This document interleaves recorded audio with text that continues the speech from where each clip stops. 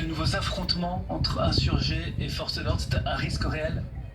Le risque, il existe toujours, contrairement au communiqué lénifiant du haut-commissaire de la République en Nouvelle-Calédonie qui tous les jours répète que la situation est sous contrôle.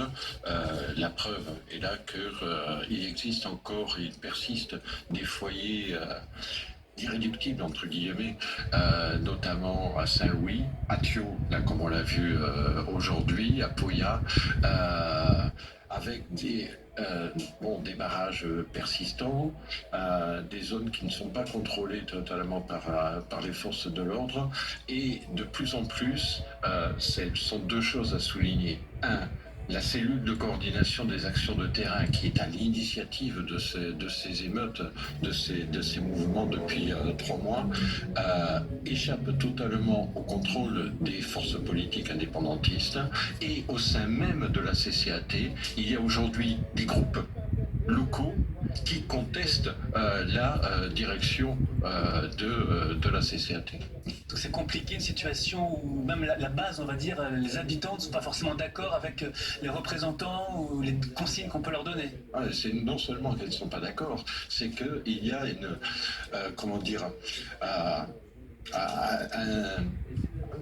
une sorte, à la fois une combinaison de désespoir et de défiance vis-à-vis des responsables politiques, qui s'appuient sur aussi une jeunesse qui est désœuvrée, au chômage, parfois, il faut le reconnaître, alcoolisée. C'est un drame de la Nouvelle-Calédonie, et donc qui échappe au contrôle des dirigeants politiques. Vous parlez de défiance vis-à-vis du pouvoir, ça veut dire qu'aucune autorité ne peut avoir de pouvoir? Non, c'est pour ça que beaucoup, ici, certains commentateurs de métropole ont utilisé, je pense, un peu à tort et à travers le terme d'insurrection, comme si c'était une insurrection dirigée politiquement et qui visait à prendre le pouvoir. Aujourd'hui, il ne faut pas oublier que les indépendantistes sont à la tête du gouvernement de Nouvelle-Calédonie,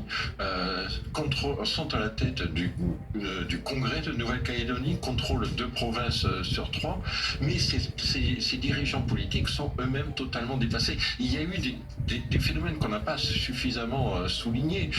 J'ai vu ces dernières semaines surgir sur les murs de Nouvelle-Calédonie des slogans, des bombages, disant Mapou, qui est le président du gouvernement, une balle dans la tête.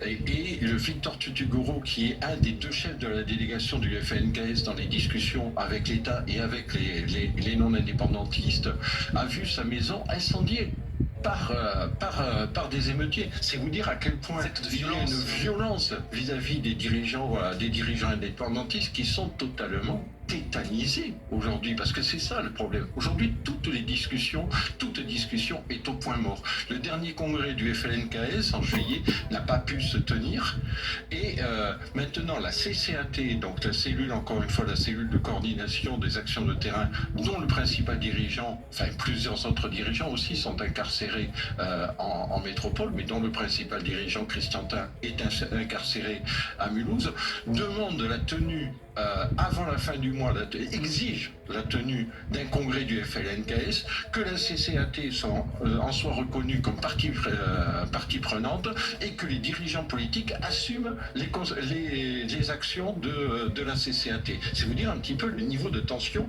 qui existe au sein même du mouvement indépendantiste. Qui peut remettre ces gens autour d'une table, et à quelle échéance? C'est la difficulté à laquelle on est confronté aujourd'hui, c'est que ici en France, il n'y a plus de gouvernement après la dissolution. Il y a un gouvernement démissionnaire, un gouvernement démissionnaire. Ça pose un problème d'autorité. La ministre des Outre-mer s'est rendue en début de mois en Nouvelle-Calédonie, mais elle a dit elle-même que de toute façon, elle n'était pas en capacité de prendre quelque chose que ce soit. Donc encore une fois, toutes les discussions sont au point mort, tant au niveau national qu'au niveau local. Maintenant, ce qu'il faut espérer, c'est bon, c'est un des espoirs que je fonde, c'est que les dernières législatives ont vu l'élection, c'est une première, d'un député indépendantiste, Emmanuel Djibaou, qui est un des fils de Jean-Marie Djibaou, qui a été assassiné en 1989. C'est une personnalité... donc c'est la première fois qu'on a un député et un sénateur indépendantiste, donc Ça peut changer la donne. et j'espère que les parlementaires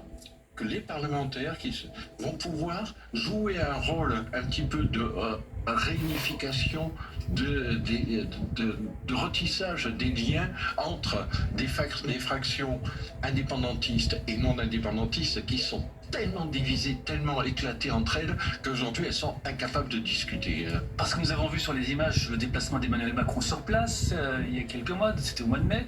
Le dossier Le dernier déplacement, c'était le 23 juillet. Et au mois de juillet. C'est-à-dire que le dossier... non, pardon, le 23 mai. 23 mai, excusez-moi. Le dossier semblait prioritaire, c'est-à-dire que là, tous ces bouleversements politiques font qu'il est repassé en dessous dans la pile des dossiers prioritaires. Non, je suis à peu près certain qu'Emmanuel Macron ne perd pas de vue le dossier calédonien, bien au contraire. Il a lancé une invitation aux dirigeants politiques calédoniens en septembre pour tenter effectivement de renouer le dialogue, mais d'ici là, il faut aussi qu'un gouvernement soit mis en place.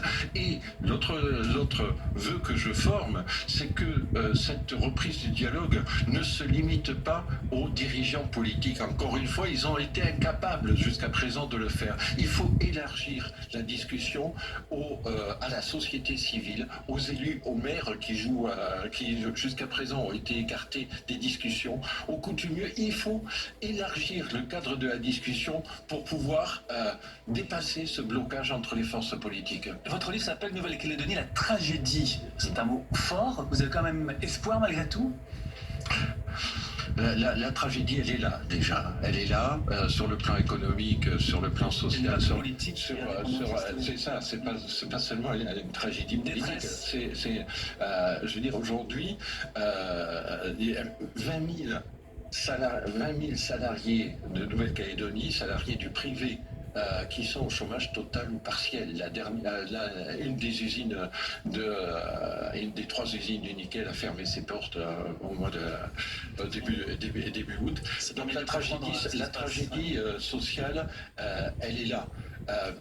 Ce qui me sidère un petit peu, c'est que de la part des dirigeants calédoniens, il y ait une sorte de déni des réalités et qu'ils continuent à fermer les yeux. Et c'est ça qui se passe à l'heure actuelle. La société civile calédonienne, depuis le début du premier trimestre, depuis le début de l'année, au cours du premier semestre, 6 000 personnes, 6 000 Calédoniens ont quitté la Nouvelle-Calédonie. C'est un chiffre qui fait peur sur une population de 270 000 habitants. Donc la tragédie, elle est là. Sans dire effectivement. Merci beaucoup, Patrick Roger, d'être venu nous en parler sur la situation qu'on ne comprend pas forcément bien d'ici. C'était nécessaire de vous avoir ce soir sur France Info. Merci à vous. Je vous remercie. Les espoirs.